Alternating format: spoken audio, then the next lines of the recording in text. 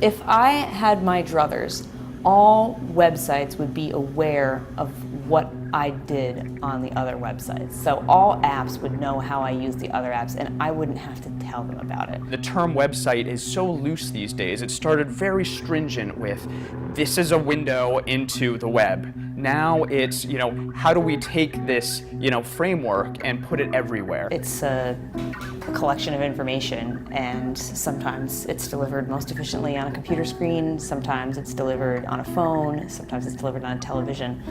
I think they're going to become kind of less and less important as a destination, though. If somebody's coming to us with the idea that they want to do something with a website, I think the first thing that we probably want to think about is a website something they should be doing? Where companies need to be as far as being a part of a larger ecosystem on the web, that there are a lot of different things that you can do to become a part of that, and it's no longer just, okay, so we know we need to make this website better. If you look at where the internet's gone in the last 3 years, you can only imagine it's going to increase to becoming more social, more malleable, more personalized. The biggest thing that's going to change in the coming few years is that it's going to increasingly become more real-time.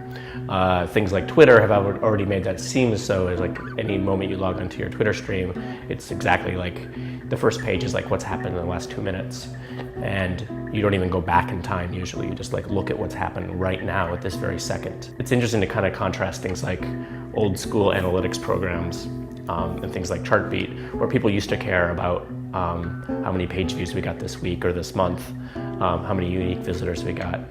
Now people almost seem to care about like who's on the site right now.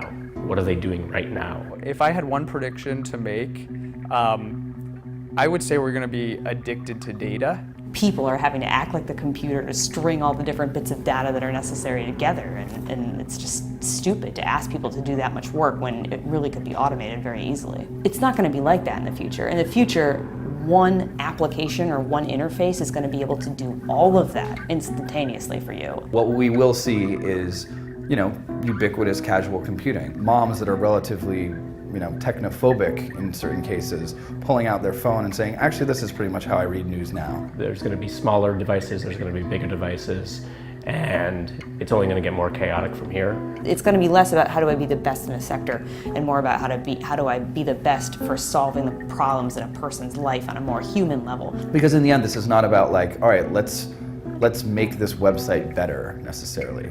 It's about thinking about what your product or your service needs to be across different touch points where people are. One app that makes your entire life better. That's the next Apple. That's the next market cap company that comes along and destroys everybody else. Words don't do